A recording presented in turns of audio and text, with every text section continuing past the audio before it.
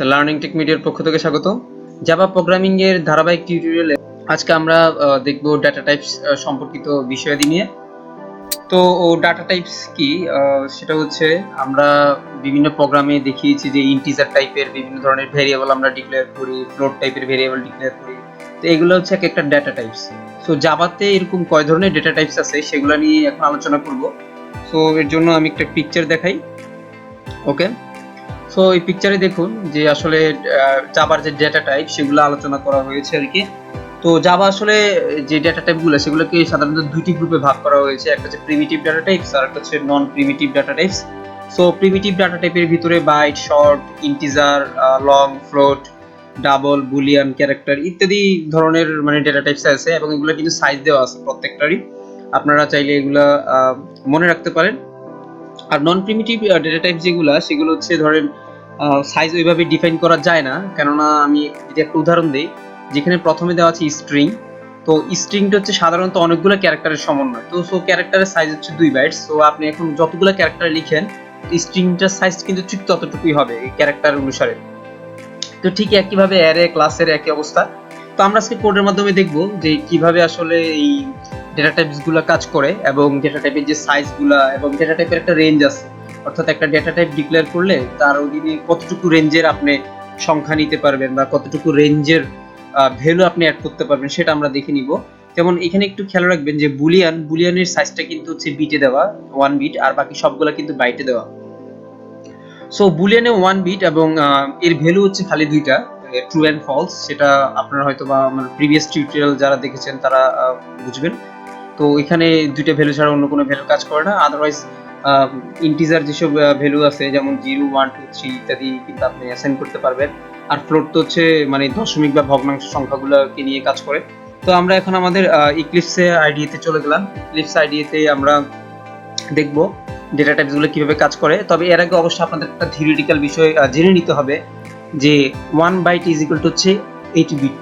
কারণ আপনারা পিকচারে দেখতে পেয়েছেন যে সাইজগুলো কিন্তু বাইটে দেওয়া আছে। তো আমাদের কোড করার সময় আপনারা এই জিনিসটা স্মরণ রাখা লাগবে যে 1 byte is equal to 8 bit কেন লাগতেছে, তখনই বুঝবেন আপনারা। তো সো এখন ব্যাপার হচ্ছে আমি চাচ্ছি যে ইন্টিজারের যে সাইজ, এই যে এখানে দেওয়া আছে যে সাইজ হচ্ছে 4 বাইটস। তো সেটা আমি ধরেন জানি না, তো কোড করে আমি এটা জেনে নিব, অর্থাৎ ইক্লিপস আইডি আমাকে বলবে যে এটার সাইজ কত। সো সেখানে আমরা ছোট্ট একটা লাইন লিখলেই কিন্তু এটা জানতে পারবো।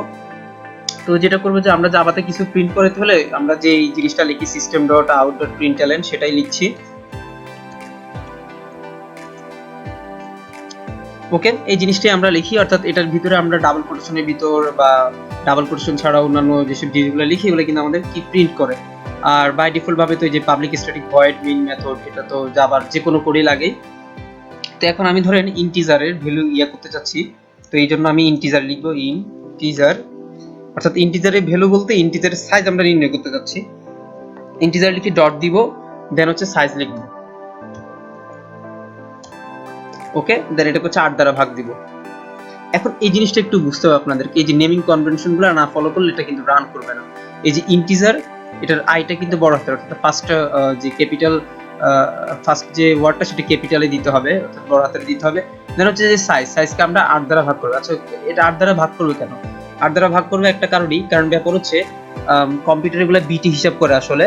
তো আমাদের যে সাইজ সেটা হচ্ছে আমরা বাইটে প্রকাশ করতে যাচ্ছি। তো 1 বাইট ইজ ইকুয়াল টু যখন 8 বিট হয়, তাহলে 1 বিট ইজ ইকুয়াল টু কিন্তু আবার 1/8 বাইট। সো এই জন্য এখানে 8 দ্বারা আমরা ভাগ করছি। সো এখন এই জাস্ট এই একটা লাইন কোড লিখলে কিন্তু আপনি ইন্টিজারের সাইজ দেখতে পারবেন। তো সত্যতা পরীক্ষা করে দেখা যাক, আমরা এটাকে রান করাই। রানস থেকে জাভা অ্যাপ্লিকেশন এই অপশনে ক্লিক করলাম, দেন ওকে, এটা রান করতেছে। এই যে দেখুন এটা কিন্তু 4 চলে আসছে এবং আমার পিকচারে যেটা দেখিয়েছি যে এই যে ইন্টিজার টাইপের যে সাইজ সেটা হচ্ছে কিন্তু 4 বাইটস, অর্থাৎ ইন্টিজার যে ডেটা টাইপ সেটার সাইজ 4 বাইট এবং সেটা কিন্তু এটা এখানে দেখাচ্ছে। এখন আমি চাইলে এটাকে আরো সুন্দর করতে পারি, যেমন ধরেন আমি যদি এখানে লিখে দেই প্রথমে ডাবল কোটেশন দিয়ে আমি লিখে দিব যে size of integer, size of integer. এটা হচ্ছে জাস্ট এই টেক্সটটা প্রিন্ট করবে, ডাবল কোটেশনের ভিতরে যেসব জিনিস থাকে সেই টেক্সটগুলো প্রিন্ট করে, এটা আমরা জানি। দেন হচ্ছে এখানে একটা প্লাস দিব, ওকে, এবং এখানে একটা কোলন দিয়ে দিই। ওকে, দেন হচ্ছে লাস্টে বাইট কথাটা অ্যাড করব আমি, বাইটস। ওকে, দেন এখন যদি আমি রান করাই,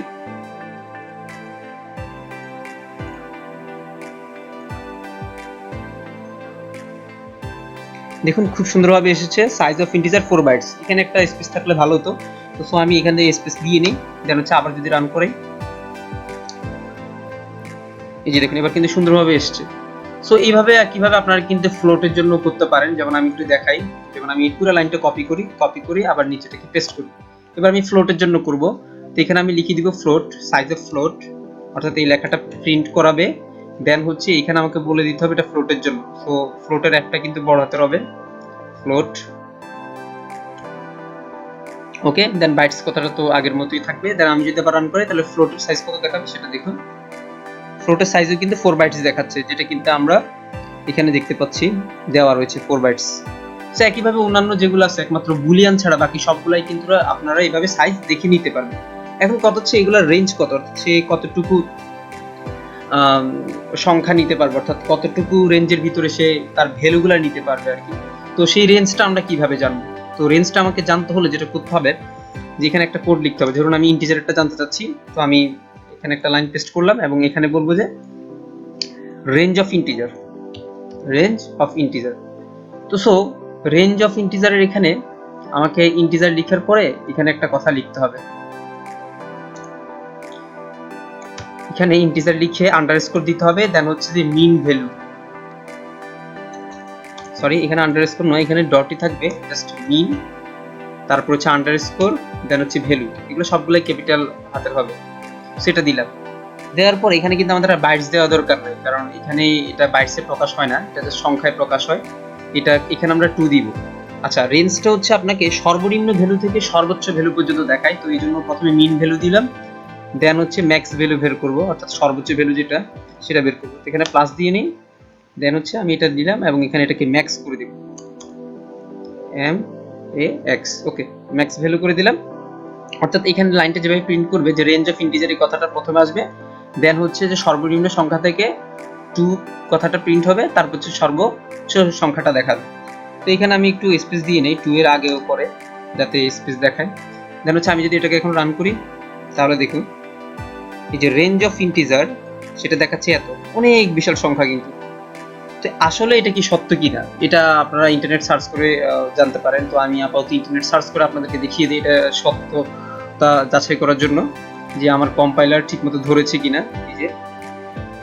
এই যে এখানকার আমাদের ভ্যালুটা দেওয়া আছে, তাহলে হচ্ছে আমি ইন্টারনেট সার্চ করে দেখাই যে range of integer, range of integer, এই যে range of integer in Java. So এটা আমি প্রেস করলাম। প্রেস করার পর দেখুন এখানে কিন্তু চলে আসছে, এই যে ইন্টিজারের ভ্যালুটা দেখাচ্ছে এখানে ডান পাশে দেখুন। সো দেখুন হুবহু কিন্তু মিলে গেছে। তো একইভাবে আপনারা অন্যান্য যে ডেটা টাইপস আছে সেগুলোর রেঞ্জও কিন্তু আপনারা বের করতে পারবেন।